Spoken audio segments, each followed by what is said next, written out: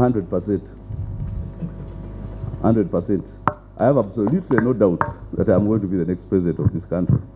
I have no doubt whatsoever, let me tell you, that I'm going to be the president of this country. And let me tell you that the others who have stood, what have they promised? What platform have they stood on? Other than we are standing against Museveni. What else?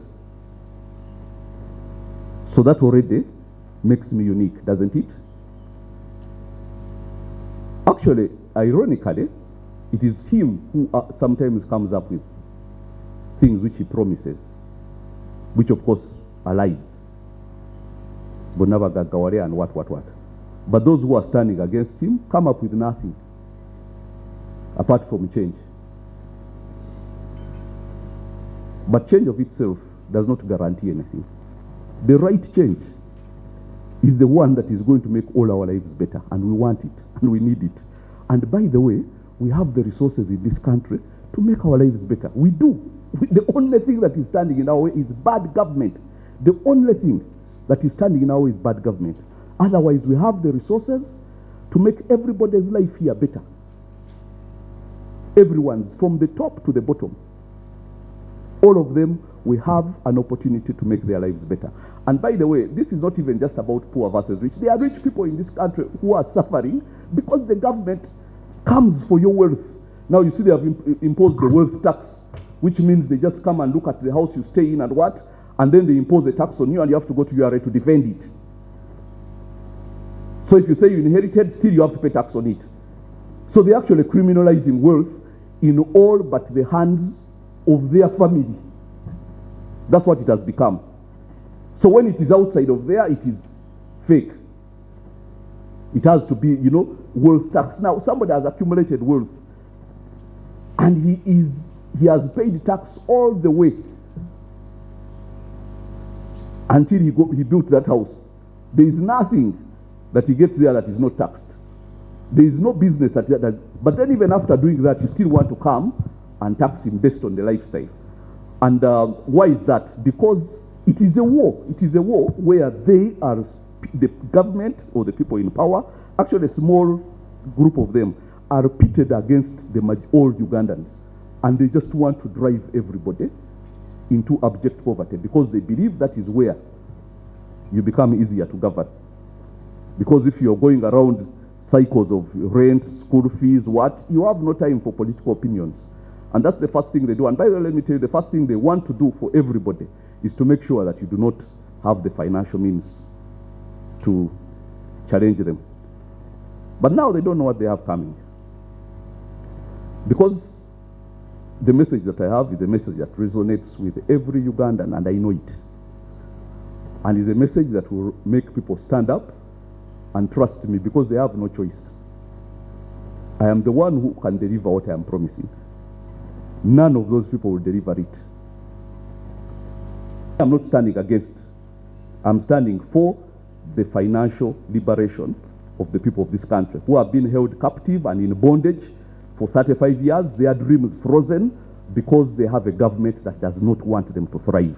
Now I am here to tell you that I am standing for those people, everybody, every single one of those, the people working in these hotels and what. These are people who have families and for whom we think, and they have to have a country where they know when we discover oil somewhere in Bunyoro, we are all going to be happy because we are going to be partakers. But we know that with this system, you will not be a partaker, and you know it, you just stay there hustling. But we have to stand up and fight because we can no longer be nobodies in our country. Because where are we going to be respected if not in our own country? Try going abroad and you see how they will treat you. So now we have to stand up and say that we are not going to be second-class citizens in our country, and I'm talking about financial citizens. We have to stand and say that we, the people of Uganda, want to be a partaker, want to sit on that table where the cake is being distributed. Not just here, budget speeches, when then the rain or what, and so on, where figures do not reflect anywhere in your life, in your lifestyle, in your standard of living. I have a team. I do have a team. And I've been having a team for quite some time because I haven't just thought this idea up, by the way. And it's a very strong team. But it is going to become stronger and stronger. And it is becoming stronger and stronger.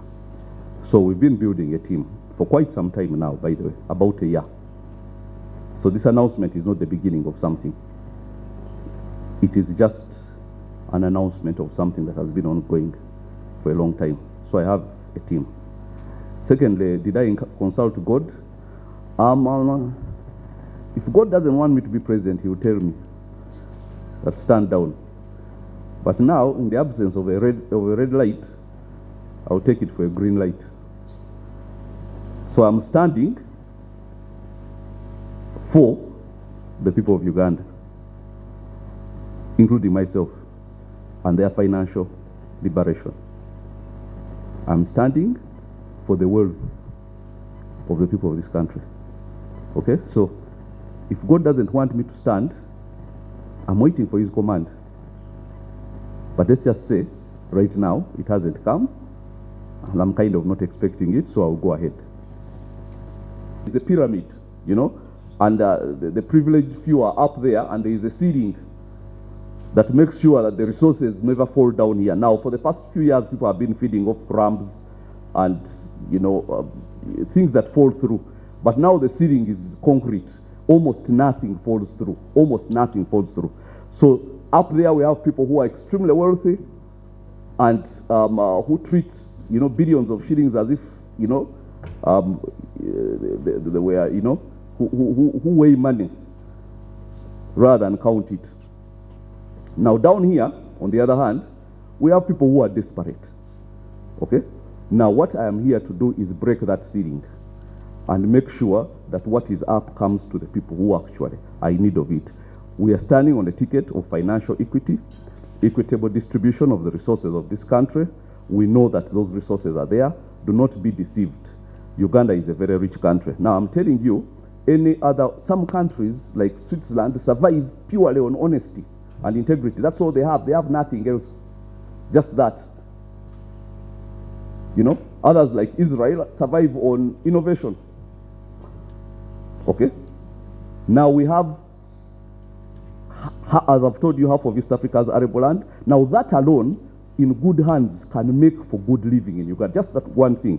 But we have extremely good tourism potential, very good arable land. We have oil, we have minerals. Any one of those things alone in a well-managed country can create prosperity for the people. Any one of them. We have 4 of them in good quantities, very good quantities, 6.5 billion barrels of oil.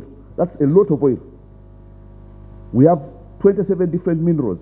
We have as much as 1 billion tons of iron ore somewhere in Kabade, Chisoro, and, you know, Kanungu area.